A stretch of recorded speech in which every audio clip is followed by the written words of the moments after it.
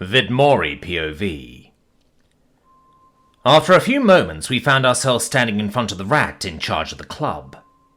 The masked elite rested comfortably between his charming spouses, as two masked attendants with large ornamental fans waved away the smell of burnt flesh, while fresh sticks of what smelled like incense wafted around him. Reggie flashed a seemingly friendly smile, waving a hand that jangled with bands of precious metals. "Thank you for coming to meet me. I apologize for the inconvenience of the terrible display you witnessed tonight." "Well, it's not like we could say no to your requests now, could we?" I gently teased, probing the Ratkin's reaction, as I sensed all the guards glance at their boss to do the same. "Besides, it's not like I haven't seen worse, anyhow." Reggie simply tilted his head at my words, a more amused-looking smirk on his face, and then nodded once. "Have you now? Well, that is one thing I love about this country of mine," he said, as he rested his hands across his feline wife's stomach, running his fingers through her fur. "You always have a choice. You can always say no or do whatever you like, just as long as you have the means to back that choice up," he mused, with an ever-pleasant tone of voice. "Now then, to the topic at hand," he said, as the tip of his masked nose turned to Basti. "I have a request for you, in particular, if you could indulge me." Basti's ears perked with surprise, though her face remained stoic, as she matched Reggie's head tilt while studying his masked face. "Me? Whatever for?" "We're short a fighter, as you no doubt noticed, and we need someone on the roster," Redgi explained leadingly, as his husband draped his arms across Redgi's shoulders and gently pulled him to lean back against his scaled chest. "I know we have you scheduled to join the fun later this week, but if it's not too much trouble, we'd like you to participate in the cage rush tonight to fill in the roster.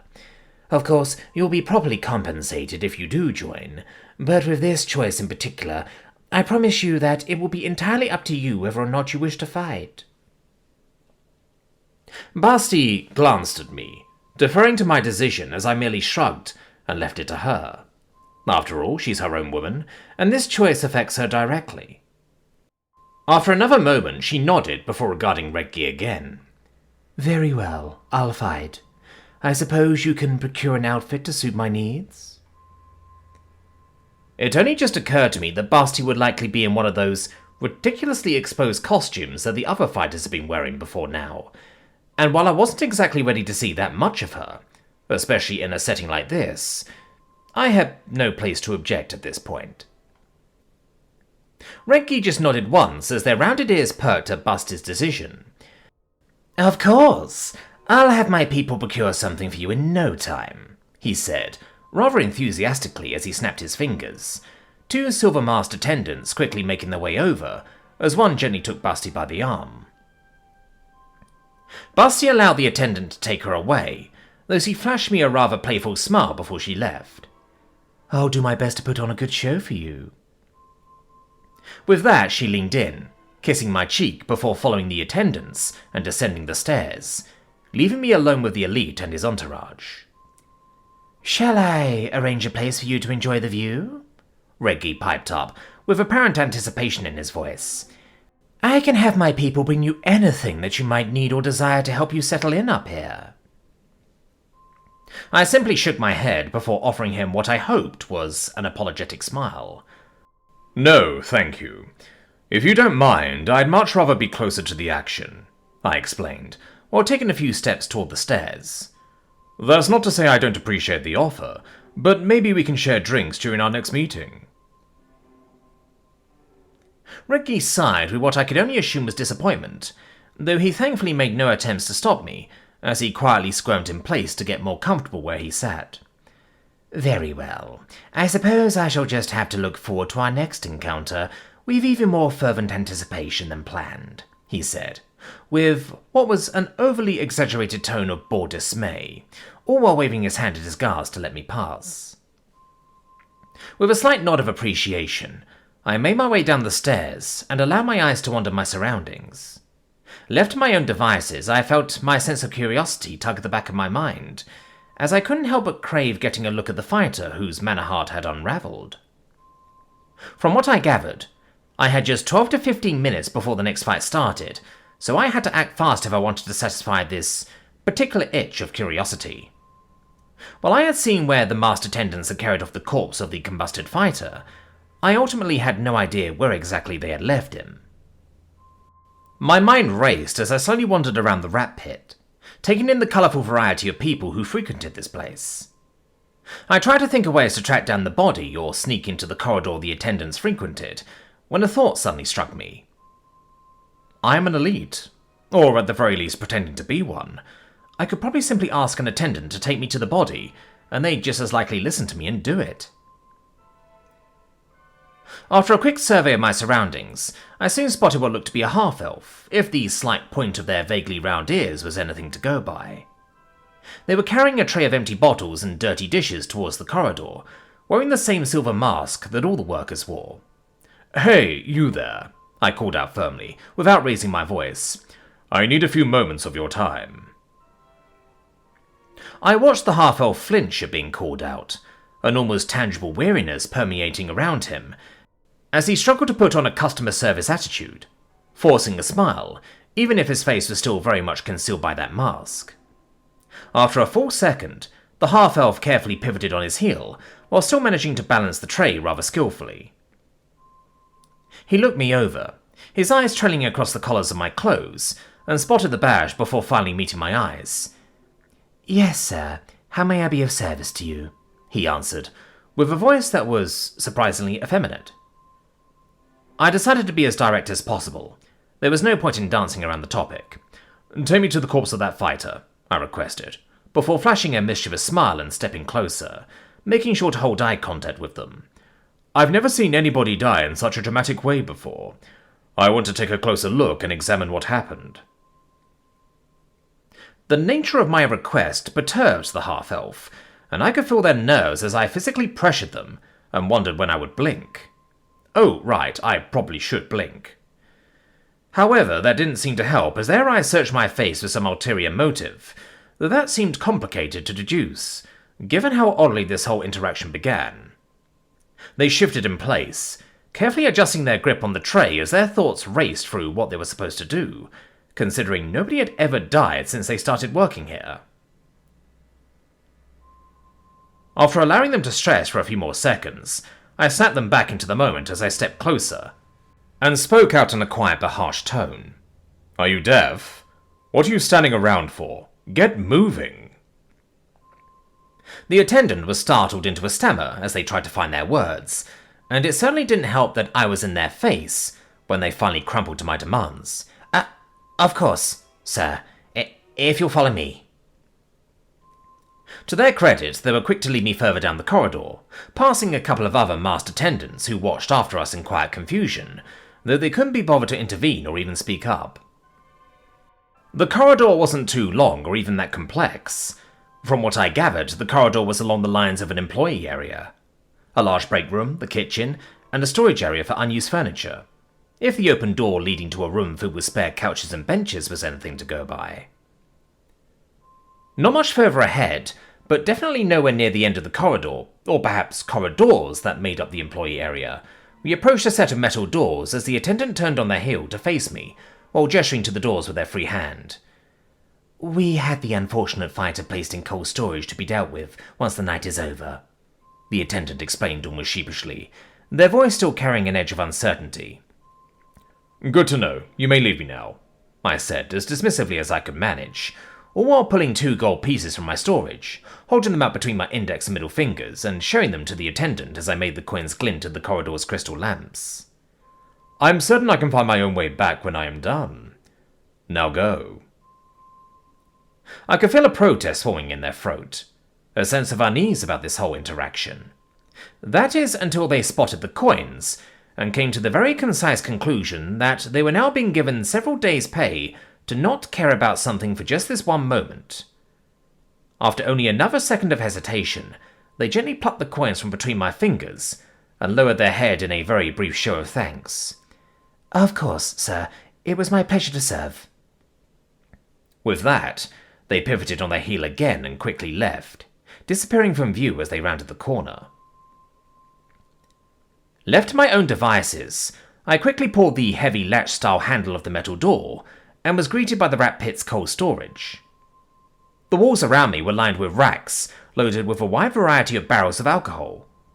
What they were specifically, I had no idea, nor did I care. The object of my momentary desire was located in the center of the room, the fighter's corpse lying on the floor and hastily wrapped up in a canvas tarp. "Ah, there you are," I said aloud, for nobody in particular. I took a knee beside the man and pulled away the covering. What I saw was the corpse, of course. The damage the body was subjected to was even more grisly up close, with flash-broiled flesh, shriveled eyelids covering shrunken eyes, and veins scorched until they were black and crumbly as coal. Oddly enough, now that I'm taking the time to study the damage, only the pulmonary veins suffered such extensive damage. In contrast, these systemic veins were only slightly darkened, and hardly visible through the half-cooked skin. As much as I would love to do a proper autopsy and study the full extent and nature of the fatal damage this fighter's body was subjected to during his death, I had a fight to observe, and not much time to get back to it. Focusing on my objective, my eyes landed on the corpse's mouth, as I reached out and began carefully prying his jaw open, doing my best not to actually break anything despite how rigid the body was. My mind wandered back to the last fight, the moment the now-dead fighter suddenly gained a surge of power and the subtle crunch between their teeth as it occurred. Now, peering into the dead man's mouth and studying the teeth, a smile creased my wooden lips as I very quickly spotted something that didn't look like it belonged. There, on the right top and bottom molars, was some kind of thick, chalky substance that was a very familiar deep shade of red. I had an awful feeling that I knew what the primary ingredient to whatever this substance was supposed to be, but at the end of the day, I shouldn't really be assuming anything about this world, and the surprises it had around every other corner. Focusing back on the moment, I wiped the inappropriate smile off my face, and decided to take a sample of the red substance. Chris may know what it is, or, at the very least, someone who can identify it. With two hollow-sounding thocks, I carefully pulled the two molars free from the dead fighter's mouth and stashed the teeth away. With my prize safely tucked into my storage, I went about covering my tracks and putting everything back the way I had found it, closing the corpse's mouth and wrapping the body back up in the tarp. With no time to lose, I quickly made my way back to the main event, as attendants busily restocked the drinks and snacks at every table, and tallied up the bets for the upcoming fight. Looks like I missed out on placing some coin down, but that's fine. It's not like we actively need more money anyway.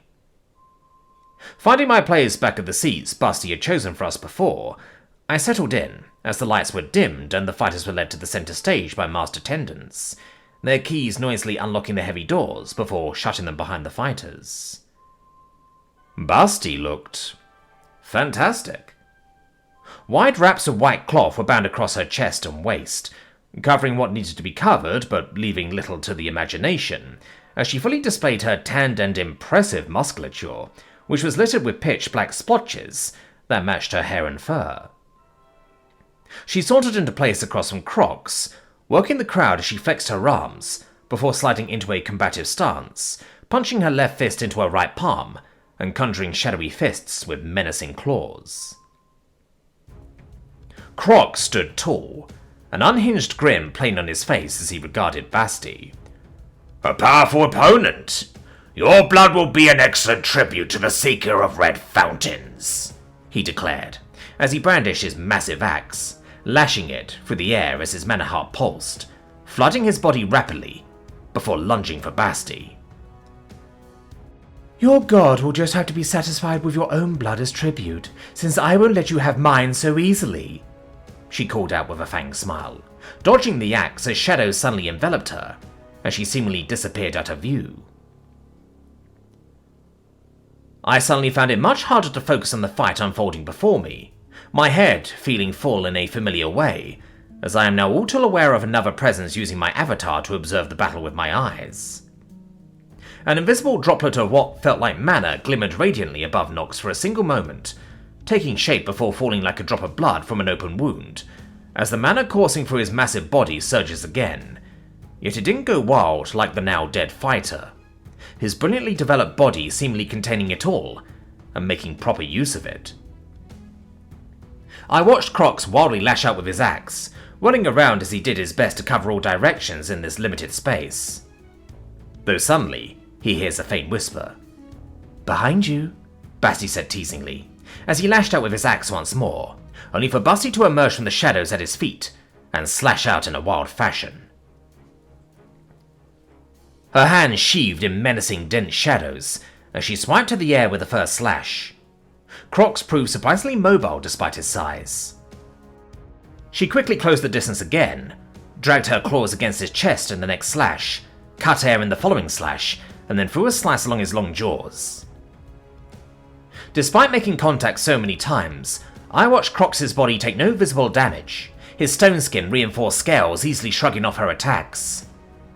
The beast of a man whirled around, his manic grin bigger than ever, as he recklessly cleaves his axe towards Basti's chest. "You were a fool to reveal yourself!"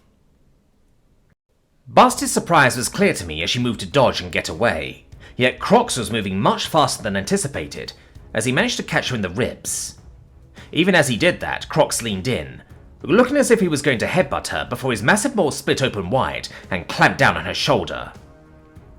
Basti recoils, yelling with fury as she rips herself away from Crocs' axe and jaws, blood spilling from her side and shoulder as her mana heart flares from the sudden change in the flow of her blood, as the wounds gradually begin to close.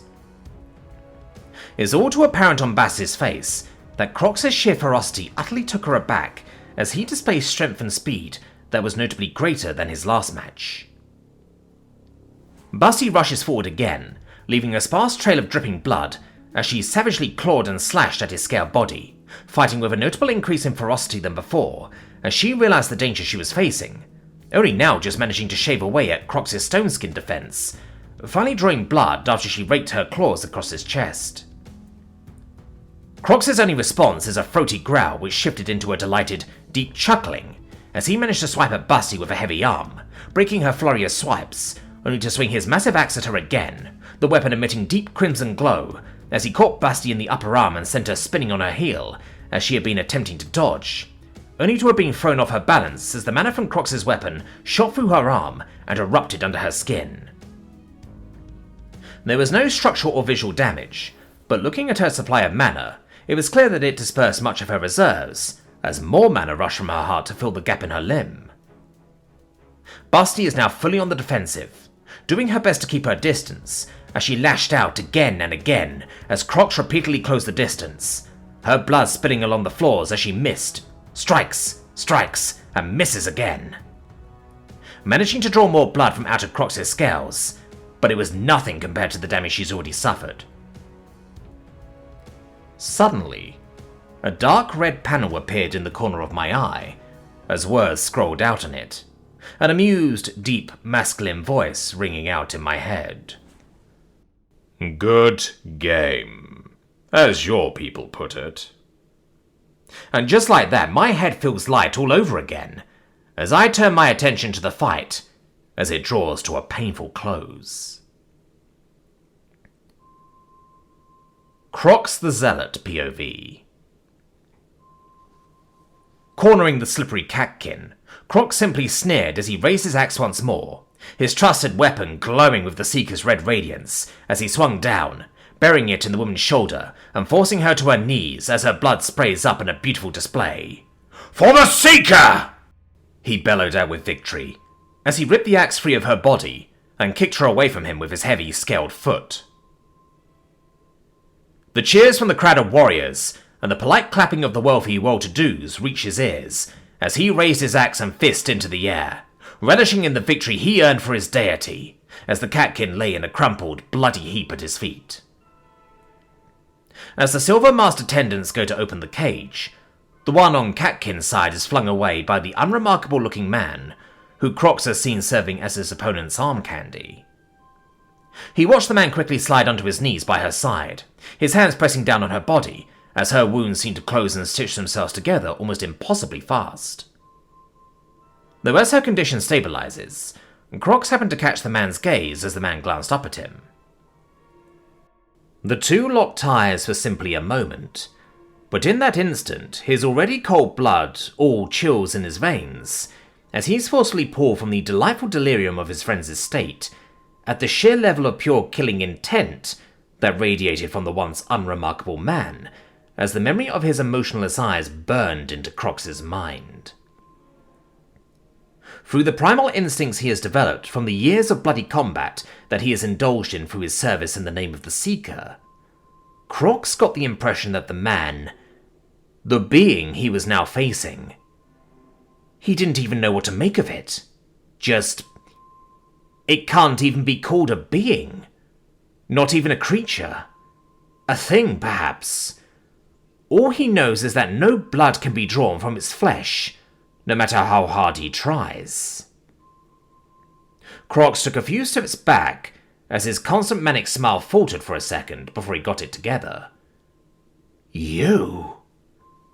But his composure falters once more, as the following words die on his tongue, while a shiver visibly coursed through his body. The thing quickly lifts Basti despite her large frame, as he carries her out, cradling her body against his and promptly leaving without saying a word.